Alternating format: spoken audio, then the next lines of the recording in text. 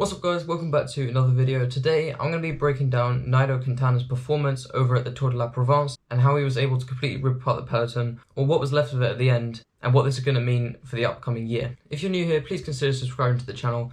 It really helps out and boosts the video's performance in the YouTube algorithm as well. Okay, so let's get right into it.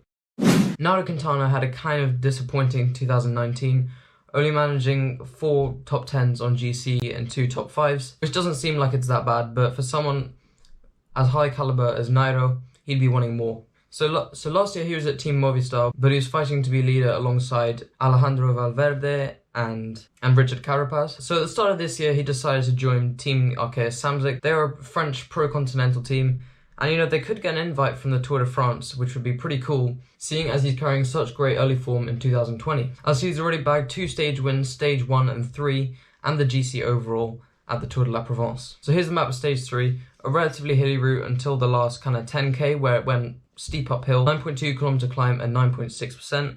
This of course was Mont Ventoux, probably one of the 3 most iconic climbs in the world, alongside Alpe d'Huez and I don't know, it's up to you. But this race only went 2/3 of the way up, as they couldn't go all the way up because of the snow, and the last thing you want is a skier to hit Nairo. So there was an early breakaway with Remy Cavagna, but they were eventually reeled in by the likes of Astana Pro Team, Cofidis, and a little bit of Team Ineos thrown into the mix. And with about 8.3 km to go, Arkéa Samsic really started drilling it on the front. You can see Warren Barguil in the French national stripes and Nairo Mansane just behind. Now with 7.3 kilometers to go, so 2 and a bit kilometers into the real climb, or the official start anyway, Nairo's leader man swings off the front and just kind of pulls the trigger and just sends him off, and the only person who can go with him is Sepp Kuss. Yeah, so he's just out the saddle, completely drilling it all the way to the top, and he ends up coming first, taking the leader's jersey and securing it on stage 4 the next day. And you see Eddie Dunbar, the young Irish Ineos rider, and also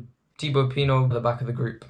At the end of stage 4, the concluding stage, David Gaudu was in 10th place. He's a very promising young French rider. You might recognise him from the Tour de France leading out Thibaut Pinot. And also I shouldn't forget to mention Sepp Kuss, the young American rider.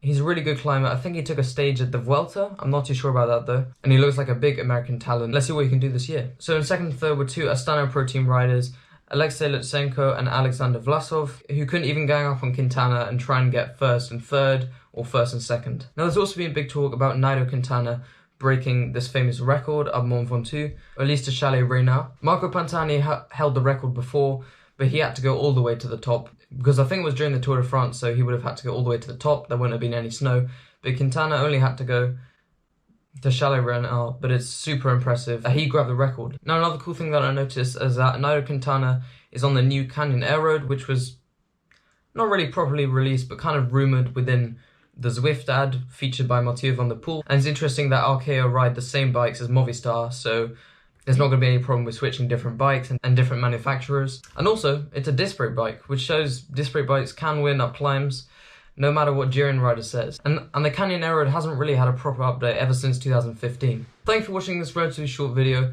If you did enjoy it, leave a thumbs up. Feel free to leave a thumb down, but please tell me why in the comments down below. If you'd like to subscribe, click somewhere around here, and to see another video, click just here. Thanks for watching.